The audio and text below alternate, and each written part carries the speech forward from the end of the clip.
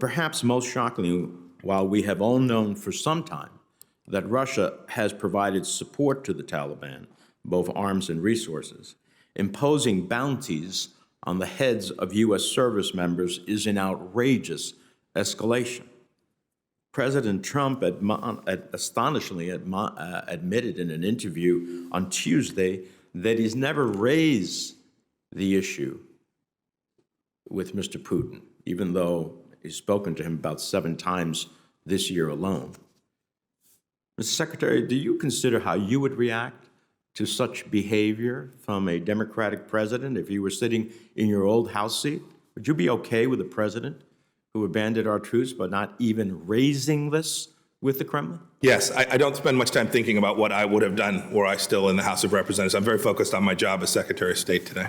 Have you raised concerns with Russia and its Foreign Minister Lavrov with respect to Russia reportedly placing bounties on the heads of service members in Afghanistan?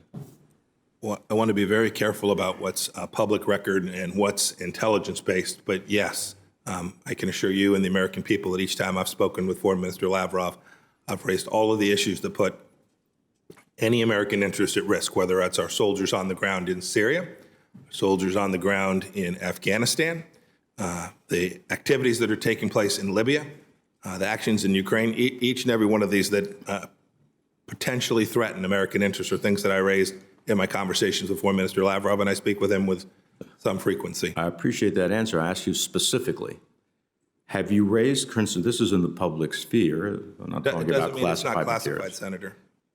Have you raised, there are public reports, very well documented, that the Russians were supposedly paying bounties to kill our service members. Have you raised that issue with Foreign Minister Lavrov? Senator, I'm going to be more careful than you're being with respect to the intelligence. I'm going to tell you that, make no mistake about it, the proper people have been aware of every single threat to our soldiers on the ground in Afghanistan, whether that was General Miller or my team at the embassy there in Kabul.